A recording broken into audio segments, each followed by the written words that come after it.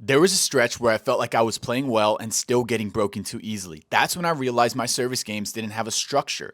These 5 patterns are what actually changed that. Pattern number 1, wide serve plus expecting the open court. When I really started paying attention to my service games, I noticed something frustrating. I'd hit a good wide serve and still lose the point. Not because the serve was bad, but because I didn't know what I was doing next. For a while, I treated the wide serve like it should solve something. If it didn't produce an ace or a weak return, I felt like it failed. But once I started competing against stronger players, I realized something simple. They weren't trying to win off the serve, they were just trying to control the first 2 shots. So I changed how I approached it. If I went wide on the deuce side, I expected the return cross court. I didn't wait to see it, I moved as if it was already coming, and most of the time, it did. Now the court was open before I even hit my next ball. That anticipation changed everything. I wasn't reacting late, I wasn't off balance, I wasn't improvising. The service game stopped feeling chaotic and started feeling organized. And when your first 2 shots feel organized, you don't feel rushed, you don't feel behind, and you feel like you're driving the point instead of surviving it. That shift alone made holding feel more comfortable. Pattern number 2, using the body serve when it actually matters. There were matches where I'd cruise through early service games, then tighten up when the score actually mattered, whether that was 30-all, deuce, or break point. And I realized something uncomfortable. I was overcomplicating those moments. I was trying to hit closer to the line, trying to be precise, trying to win the point off of the serve. What changed for me was committing to the body serve in those spots. It didn't look impressive, it didn't feel dramatic, but it takes away something important. Freedom. When I hit a solid body serve, the returner couldn't swing cleanly. The return usually came back shorter, more neutral, or slightly defensive, and that was enough. Instead of facing a sharp cross-court return, I was stepping into something manageable. I started thinking less about how to win the point and more about how to make the return uncomfortable. That shift lowered the emotional temperature of tight games. I wasn't trying to dominate, I was trying to limit the damage. And when you limit damage consistently, holding becomes less about courage and more about discipline.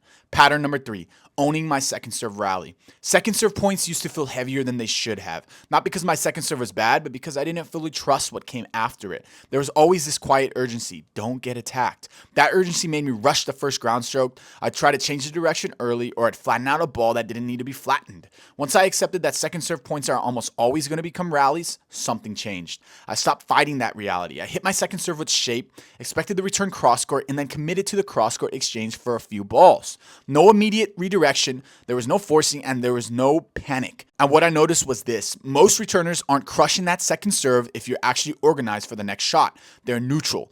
Once I leaned into that structure, break points stopped feeling automatic for my opponent. I wasn't scrambling on defense. I was building the rally the same way I would at 15 love. That consistency under pressure made my service games feel sturdier.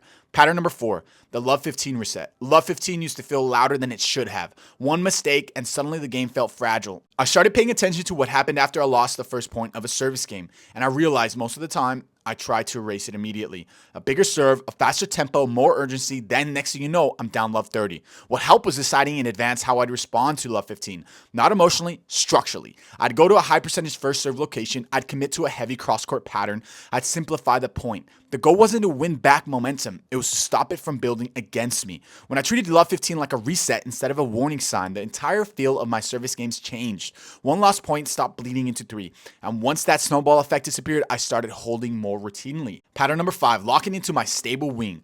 There were so many games where I'd serve well, get a neutral ball back, and then overplay it. Trying to finish too early, trying to assert that dominance when there was no need to. That's where I gave away free breaks. What helped was recognizing which side of my game felt most stable that day and building around it. If my backhand crosscourt felt solid, I leaned into that. I served in ways that funneled rallies there. I accepted longer exchanges on that side instead of trying to change direction immediately. The difference was subtle but powerful. Instead of every service point feeling like a creative problem to solve, it became a structured pattern to execute. And structure lowers stress. When I knew I could settle into a stable rally pattern, I didn't feel the urge to rush. I didn't feel like I had to impress. I just built points patiently until the opportunity actually showed up. That patience probably saved me more breaks than anything flashy ever did. Winning more service games didn't come from hitting bigger. It came from building patterns I trusted.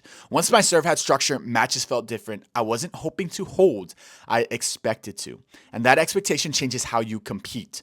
Hope you guys enjoyed this video, and if you did, leave a like and subscribe, and leave a comment down below for other tips you'd like to see. As always, have a great day, guys, and God bless.